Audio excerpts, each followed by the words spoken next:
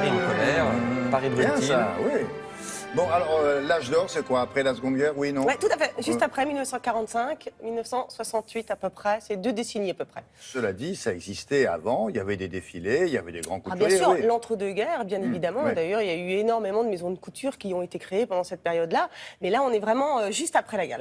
La guerre est finie. Les femmes ont envie d'être chic, d'être élégantes, d'être féminines. Ouais. Et les créateurs qui existaient déjà entre les deux guerres, d'ailleurs, comme Dior, Balenciaga, Chanel, reviennent en force. Ils arrivent avec des créations qui vont faire scandale, mais qui vont avoir un succès absolument fulgurant. Et donc la période vraiment des années 50, ça va être une période extrêmement décisive pour la haute couture parisienne. Même les catalogues de mode vont proposer aux lecteurs de pouvoir créer, de pouvoir reproduire les créations, par exemple de Dior, à moindre coût. Donc ils vont simplement acheter les tissus et puis suivre le patron. Chanel avait carrément vendu ses patrons à Vogue avec l'étiquette Chanel parce qu'elle voulait absolument que toutes les femmes puissent s'habiller en Chanel et que ce ne soit pas réservé à l'élite parce qu'effectivement... Il suffisait d'acheter le magazine, alors. Tout à fait. Et de savoir reproduire le... Ouais. Ah. Oui, à moindre coût. Donc vous imaginez, normalement, c'était l'aristocratie, la haute bourgeoisie qui achetait toutes ces collections. Ça a été vraiment un des secteurs économiques très, très importants en France. Et donc, grâce à l'âge d'or, eh bien, Paris est redevenu, en fait, la capitale mondiale de la mode. Regardez.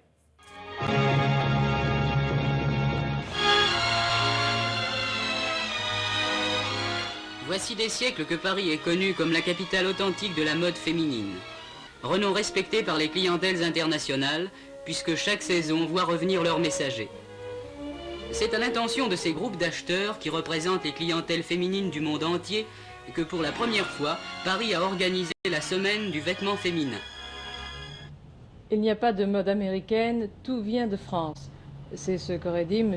Yves Saint-Laurent en posant le pied au Havre après 3 semaines aux États-Unis. Oh là là. Ah, celle-ci, c'est la plus lourde. Elle est en acier, elle est par balle et elle fait 8 kilos.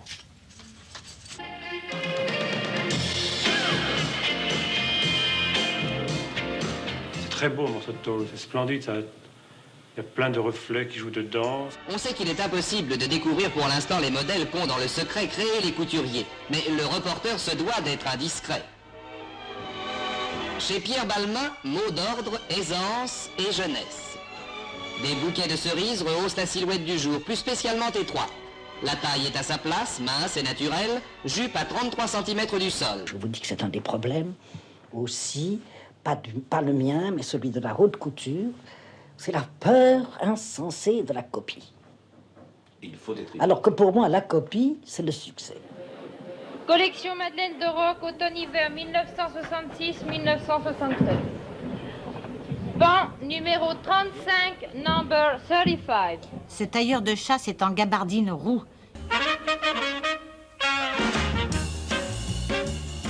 Pour la première fois depuis 1925, on parle d'un couturier sans employer les habituels termes de mode, flou, drapé, fronce.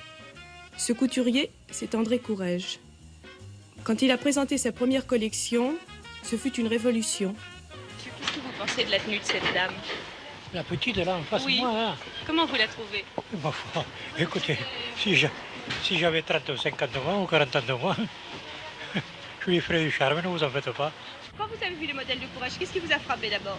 Ce qui était court, la ligne, la géométrie ou bien ce qui était autour, c'est-à-dire les bottes et les lunettes? Oh, les bottes. Les bottes collantes. Pour nous faire oublier les mauvais jours et la pluie, une manifestation s'est déroulée rive gauche, tout en couleurs, avec des jaunes, des turquoises, des bleus, des blancs, des imprimés. Un style jeune, moderne, parfaitement adapté à la jeunesse d'aujourd'hui. Les couturiers vendent du vent. La mode est aussi du vent. On vend, au fond, la femme n'est belle que nue. Bah, c'est pas parce que vous allez mettre à une femme qui a une vie extrêmement dynamique des talons de 10 cm que vous allez la rendre féminine. Vous êtes un peu fou. Absolument pas. Oui, vous voyez, on n'arrête pas de vous le dire ici. Monsieur C'est pas la Lémergie, peine de d'accord. mettre des échelles au bout du pied. C'est vrai, vous avez raison. Et alors, la botte Courrèges, souple, et qui C'était pas mal. plate, donc. Oui, oui, bien sûr. C'est pas mal. Est-ce qu'on peut juste dire un petit mot, excusez-moi William, Oui, je vous sur en prie. le DVD de Lina, justement Le DVD Le DVD de Lina, Paris Couture, 1945-1968. Ah bon, ils en ont fait un DVD? Justement, sur toute cette période absolument magnifique. Voilà. Bien, ça. Merci beaucoup.